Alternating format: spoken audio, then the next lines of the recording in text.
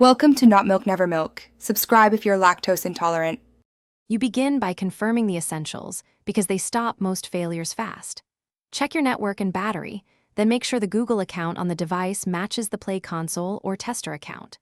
Once done, free up storage and force quit the Play Store, then reopen it. Make sure automatic updates are off while you try a manual update so you control the process. If the app still won't update, keep following these steps to isolate cache, permissions, and account mismatches that commonly block updates.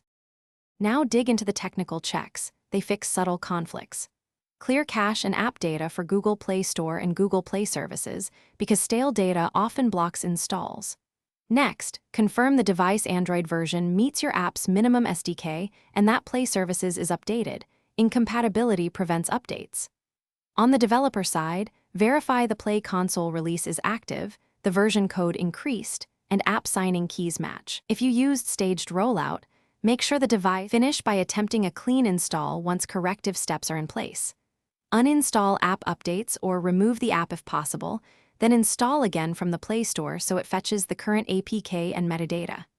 If you're a developer, push the build to an internal test track, verify signing and version code, then roll out to 100% only when confirmed. Troubleshooting tip: if errors persist, inspect Play Console pre-launch and publishing errors. Mismatched signing or a failed device compatibility filter is usually the culprit. Thanks for watching. If this was helpful, leave a like and consider subscribing. See you next time.